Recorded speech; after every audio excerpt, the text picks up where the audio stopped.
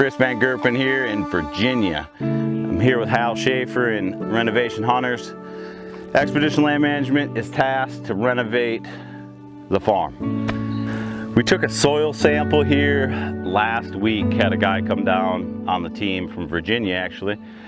We got our soil samples back, pH, potash, you name it, it was bad.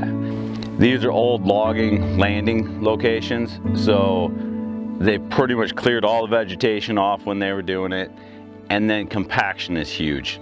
The goal here was to do lime, correction of the pH, fertilizer to correct all the potash, all the potassium, all the trace minerals, and now when we come around and seed this here, we will end up putting a crop in it's got a very good deep root system to try to break up the compaction, and then come fall, he'll come in and we'll throw turnips, radishes to try to even do that even further. Get as much biomass as we can, enough organic matter, and even to help that out here this spring, early summer, we are going to be putting straw over the top of all this, just like you would in your yard.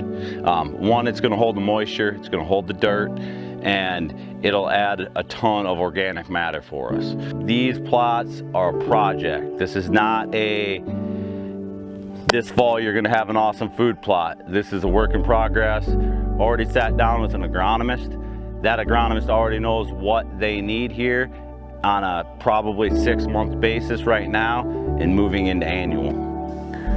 Along with the 3 food plots that we did while we were here, the other part of the plan that we've developed is to add another food plot.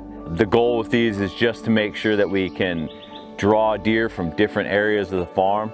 There is access that we've been working on and that we planned out to make some new roads to connect some of the food plots.